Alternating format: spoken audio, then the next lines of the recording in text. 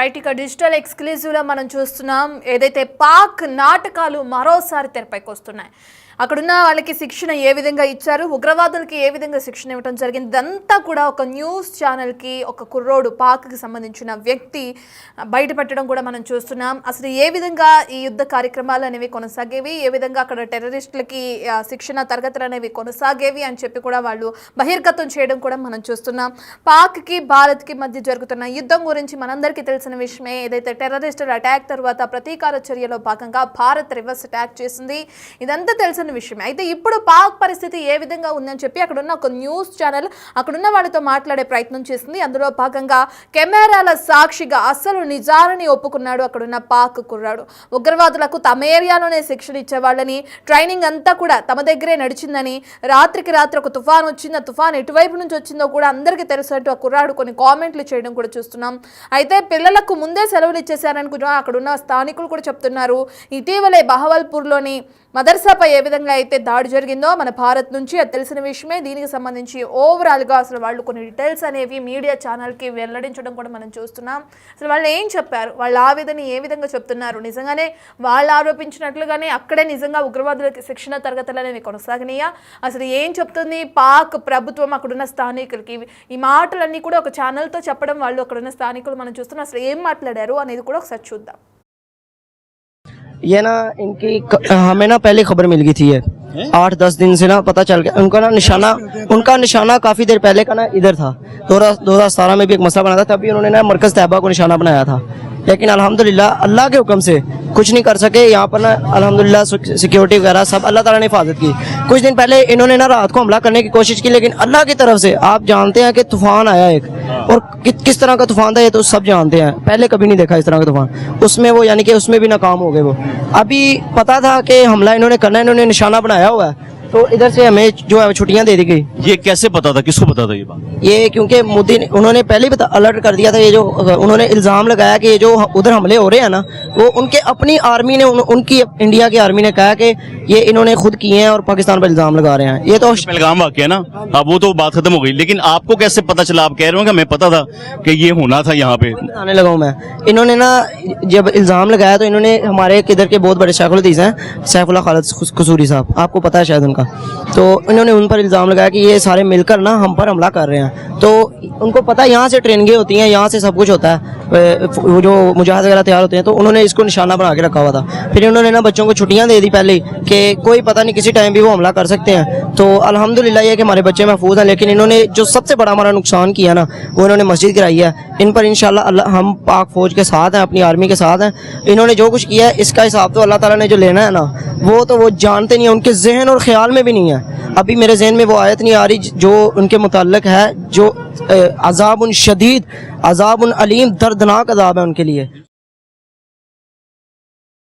Right, మనం చూస్తున్నాం పాక్ స్థానికులు కానీ అక్కడున్న కుర్రాళ్ళు కానీ ఏ విధంగా అయితే న్యూస్ ఛానల్కి వాళ్ళ బాధను వెళ్ళగక్కుంటున్న విజువల్స్ ఇప్పుడే మనం స్క్రీన్ పైన చూసాం.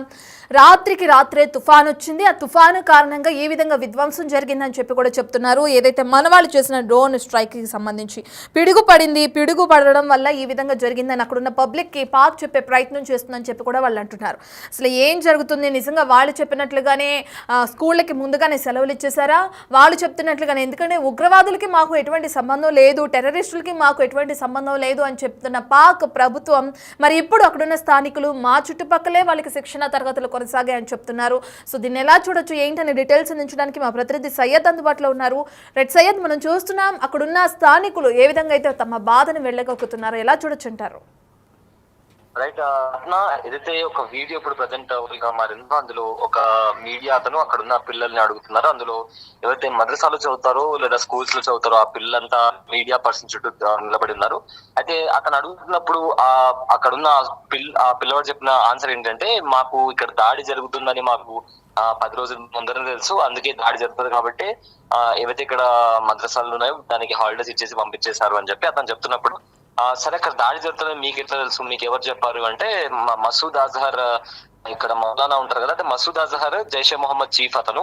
అదే మసూద్ అజహర్ అనే పేరుని అతను స్పష్టంగా పలికాడు. సో మసూద్ అజహర్ ఇక్కడ మౌలానా, ఆయనకు అన్ని తెలుసు కదా, ఆయన చెప్పాడు ఇక్కడ జైషే మొహమ్మద్ ఆపరేషన్స్ జరుగుతుంటాయి అని చెప్పి ఇండియాకి కూడా తెలుసు అని కూడా ఆ వీడియోలో చాలా స్పష్టంగా చెప్పడం జరిగింది. అండ్ ఆల్సో ఏదైతే అక్కడ మొత్తంగా అక్కడ కూల్చేసిన జైషే మహమ్మద్ స్థావరాన్ని కూల్చేశారు. ఖచ్చితంగా దేవుడు దీనికి సంబంధించి ప్రతీకారం తీసుకుంటారు. వాళ్ళు మా స్థావరాన్ని కూల్చేశారు కదా, ఖచ్చితంగా దీనికి సంబంధించి కూడా ప్రతిచర్య మా తరపు నుంచి కూడా చాలా గట్టిగా ఉంటుందని చెప్పి అక్కడ చదివి ఒక పిల్లవాడు చెప్పాడు.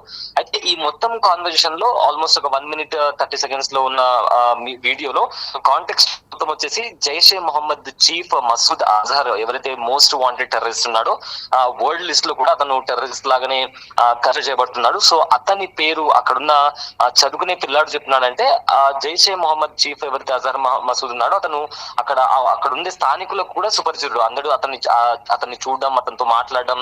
సో స్థానికులు కూడా అక్కడ జైషే మొహమ్మద్ చీఫ్ మసూద్ అజహర్ ఉన్నాడు అని కూడా అందరికీ తెలుసు.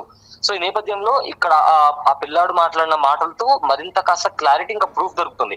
బట్ పాకిస్తాన్ ఏదైతే 2 సంవత్సరాల నుంచి చెప్తుందో జైషే మొహమ్మద్ చీఫ్ కి మాకు ఎలాంటి సంబంధం లేదు, మేమే ఉగ్రవాదం వల్ల మేమే పీడింపబడ్డాము, బాధింపబడ్డాము అని చెప్పి అయితే పాకిస్తాన్ చెప్పుకుంటూ వస్తుందో, అది ఈ పహల్గామ్ లో దాడి జరిగిన తర్వాత అగైన్ మళ్ళీ వెన్స్డే రోజు ఎప్పుడైతే భారత ఆర్మీ ఉగ్రవాద స్థావరాల పైన దాడి చేసిన తర్వాత మెల్లమెల్లగా ఖచ్చితంగా పాకిస్తాన్ ఆర్మీకి, ఐఎస్ఐకి, అలానే ఉగ్రవాదులకు కూడా ఖచ్చితంగా స్ట్రాంగ్ లింక్స్ ఉన్నాయని కూడా ఒక్కొక్కటిగా బయటకు వస్తుంది. ఇది ఒక్క వీడియోనే కాదు, బుధవారం రోజు దాడి జరిగిన తర్వాత ఏవైతే వాళ్ళ అంత్యక్రియలు జరిగాయో, అంటే అక్కడ చనిపోయిన అంత్యక్రియల్లో కావచ్చు, అక్కడ కూడా మిలిటరీ వాళ్ళు కలిసి అంత్యక్రియల్లో పాల్గొనడం, లేదా ఐఎస్ఐ వాళ్ళు వచ్చి అక్కడ పాల్గొనడం. And also Jaish-e Mohammed chief ఎవరైతే మసూద్ అజహర్ వాళ్ళ తమ్ముడు కూడా నిన్ననే ఒక అటాక్ లో చనిపోవడం జరిగింది. అతని అంత్యక్రియలు జరిగేటప్పుడు కూడా అతని బాడీ అంబులెన్స్ లో వెళ్ళేటప్పుడు కూడా మిలిటరీ వాళ్ళు అతనికి పరేడ్ లాగా నిలబడి అతని అంబులెన్స్ లో అతను వెళ్ళేటప్పుడు సాల్యూట్ కొడుతున్నారు. సో దీంతో పాటు పాకిస్తాన్ నేషనల్ ఫ్లాగ్ కూడా ఎవరైతే ఉగ్రవాదులు చనిపోయారో వాళ్ళ శవపేటికల మీద కూడా పాకిస్తాన్ నేషనల్ ఫ్లాగ్ ఉంది. బేసిక్ గా ఏ కంట్రీలో అయినా నేషనల్ ఫ్లాగ్ అనేది, ఫర్ ఎగ్జాంపుల్ ఇప్పుడు మన దేశంలో ఆర్మీలో వర్క్ చేసే వాళ్ళు చనిపోయినా, లేదా ఒక ప్రైమ్ మినిస్టర్, ప్రెసిడెంట్, లేదా ఎవరైనా దేశానికి బాగా సేవ చేసిన వాళ్ళు, ఇలా ఎవరైనా చనిపోతే వాళ్ళకు వాళ్ళ శవపేటిక పైన ఇండియన్ ఫ్లాగ్ అనేది పెడతారు. ఎందుకంటే వాళ్ళకి ఇచ్చే ట్రిబ్యూట్ అది, వాళ్ళకు మనం ఇచ్చే గౌరవం. సో ప్రతి దేశంలో కూడా ఇలానే జరుగుతుంది. కానీ పాకిస్తాన్ లో ఇది చాలా భిన్నంగా అని చెప్పుకోవచ్చు. ఎందుకంటే ఒక దేశపు జెండా అంటే ప్రతి ఒక్కరికి ఒక ప్రైడ్ ఉంటుంది, ఒక గర్వం ఉంటుంది. అలాంటి ఒక జెండాని ఉగ్రవాదుల శవపేటిక పైన పెట్టడం అనేది నిజంగా షాకింగ్ గా గురి చేసే అంశం అని చెప్పొచ్చు. సో ఈ నేపథ్యంలో ప్రతిదీ ఇవాళ ఈ పిల్లవాడు చెప్పింది కొత్తదేం కాదు, ఎన్ని రోజులు కూడా మనం చూస్తూనే వస్తున్నాము. ఏంటంటే ఇవాళ మరింత క్లియర్ గా అక్కడ స్థానికులే వచ్చి వాళ్ళంతటా వాళ్ళే ఒప్పుకోవడం అనేది ఇది ఇంకా కంప్లీట్ గా అవును ఇంకా నిజమే అన్నట్టుగా మనకు చాలా స్పష్టంగా తెలుస్తుంది అట్లా. రైట్ సయ్యద్, మీరు చెప్పినట్లుగా చూస్తే ఒక పక్కన పాక్కి ఉగ్రవాదానికి ఎటువంటి సంబంధం లేదు, మేము చెప్పిన అంటే వాళ్ళు కూడా ఈ ఉగ్రవాదుల వల్ల, ఈ టెర్రరిస్టుల వల్ల మేము కూడా బాధపడుతున్నామని చెప్పిన కామెంట్స్కి ఇప్పుడు ఇతను మాట్లాడడం వల్ల అక్కడున్న కుర్రాళ్ళు కానీ, అక్కడున్న స్థానికులు కానీ, అక్కడున్న పిల్లలు కానీ మాట్లాడిన తర్వాత బలం చేకూరింది. పాక్ ఏ విధంగా అయితే పెంచి పోషిస్తుందో టెర్రరిజాన్ని అనడానికి క్లియర్ కట్గా తెలుస్తుంది. మరి దీనికి సంబంధించి పాక్ ప్రభుత్వం ఏ విధంగా సమాధానం చెప్పుకుంటుంది? ఇప్పటివరకు ప్రపంచ దేశాలపైన ఎక్కడా కూడా మాకు సంబంధం లేదు, కావాలని ఏదైతే మదర్సాపై దాడి చేసి కొంతమంది చిన్నపిల్లలను కూడా చంపేసింది భారత దాడి వల్ల అని ఇప్పటి వరకు చెప్పి అబద్ధాలను ప్రచారం చేసుకుంటుంది పాక్. ఇక వీటన్నిటికీ పులి స్టాప్ పడినట్లే ఉంది వీడియో అనుకోవచ్చు. దీనికి సంబంధించి మరి ఏ విధంగా సమాధానం చెప్పే అవకాశం ఉంటుంది పాక్ అంటారు? పాకిస్తాన్ కి ఇదేం కొత్త కాదు. ఎందుకంటే జైష్ మహమ్మద్ చీఫ్ మసూద్ అజహర్ ఇండియాలో ఉండి అరెస్ట్ అయినప్పుడు అతని తమ్ముడు ఒక ఫ్లైట్ ని హైజాక్ చేపించి మసూద్ అజహర్ ని ఇండియా నుంచి విడిపించాడు. అప్పట్లో ఆ ఫ్లైట్ అనేది లాహోర్ ఢిల్లీలో ఉన్న ఫ్లైట్ ని వీళ్ళు హైజాక్ చేసి దాన్ని ఆఫ్ఘనిస్తాన్ కి తీసుకెళ్లి అక్కడున్న 150 మంది హాస్టల్స్ ని అడ్డం పెట్టుకుని ఇక్కడ ఇండియాలో జైల్లో ఉన్న మసూద్ అజహర్ ని విడిపించడానికి వాళ్ళని అడ్డం పెట్టుకుని మొత్తం మీద మసూద్ అజహర్ ని విడిపించారు. అయితే ఒసామా బిన్ లాడెన్ చంపేటప్పుడు కూడా వీళ్ళు అమెరికాతో ఇలానే నాటకాలు ఆడారు. అండ్ వీళ్ళకు ఆఫ్ఘనిస్తాన్ తో మంచి సంబంధాలు ఉన్నప్పుడు కూడా వీళ్ళు ఇలానే నాటకాలు ఆడుతూ వచ్చారు. సో పాకిస్తాన్ కి మేము ఉగ్రవాదులతో మాకు సంబంధం లేదు అని చెప్పుకోవడం ఇది కొత్త ఏం కాదు. ఈ దాడి జరిగిన ప్రతిసారి మాకు వాళ్ళకి ఎలాంటి సంబంధం లేదని చెప్తూనే వస్తున్నారు. బట్ వాళ్ళకి అండ్ ఉగ్రవాదులకి ఖచ్చితంగా బలమైన లింక్స్ ఉన్నాయని చెప్పి ప్రతిసారి అటాక్ జరిగిన ప్రతిసారి బయటపడుతూనే ఉంది. ఫర్ ఎగ్జాంపుల్ ఇప్పుడు పాక్ ఆక్రమిత కాశ్మీర్ లో ఉగ్రవాద క్యాంపులు కావచ్చు, లేదా పాకిస్తాన్ లో ఉగ్రవాద స్థావరాలు కావచ్చు, ఓపెన్ గా వాళ్ళ టెర్రర్ క్యాంప్స్ అనేవి ఉన్నాయని చెప్పి కూడా యుఎన్ కౌన్సిల్ కూడా కన్సిడర్ చేసి ఒకనొక టైంలో బ్లాక్ లిస్ట్ లో కూడా పెట్టింది. సో పాకిస్తాన్ ఏంటంటే ప్రతిసారి లేదు మాకు సంబంధం లేదని చెప్పడం, ప్రపంచ దేశాల దగ్గర మాకు తెలియదు అని చెప్పి అమాయకంగా నటించడం, మళ్ళీ తిరిగి అంత సర్దుమనిగాక మళ్ళీ వాళ్ళు చేసే పనులే మళ్ళీ తిరిగి స్టార్ట్ చేయడం. సో పాకిస్తాన్ ఎప్పుడు కూడా ఇలాంటి ధోరణి చేస్తుంది కాబట్టి ఈసారి తిరిగి ఇలాంటివి రిపీట్ చేయకూడదు అనే ఒక మైండ్ సెట్ తోనే ఈసారి భారత్ గట్టిగా బుద్ధి చెప్తుంది. ఏవైతే ఉగ్రవాద స్థావరాలు ఉన్నాయో వాటిని కంప్లీట్ గా తీసేసి పిఓకే ని కూడా, పాకిస్తాన్ ఆక్రమిత కాశ్మీర్ ని కూడా మరి తిరిగి రీక్లెయిమ్ చేసుకుని కంప్లీట్ గా ఉగ్రవాదాన్ని తుడిచిపెట్టాలి అనే ప్రాసెస్ లోనే ఈ ఆపరేషన్ సింధును చేపడుతుంది రత్న. సయ్యద్, డ్రోన్ స్ట్రైక్స్ ఏవైతే చేపడుతుందో మన ఆర్మీ, వాటికి సంబంధించి ఒక పిడుగు పడింది, పిడుగు పడడం వల్లే ఈ విధ్వంసం జరిగింది అని చెప్పి ప్రజల్ని, అక్కడున్న పాక్లో ఉన్న స్థానికుల్ని డైవర్ట్ చేసే ప్రయత్నం ఎందుకు చేస్తున్నారు అనుకోవచ్చు? బేసికల్లీ ఇప్పుడు ఒక దేశం మీద అటాక్ జరుగుతుంది అంటే వాళ్ళు డిఫెండ్ చేసుకోలేకపోతే ఆ ప్రభుత్వ వైఫల్యం, అదే విధంగా ఆర్మీకి సంబంధించి ఆర్మీ ఎంత బలహీనంగా ఉంది అని చెప్పి ప్రజలు భయపడతారు, అదే విధంగా తిరుగుబాటు చేస్తారు.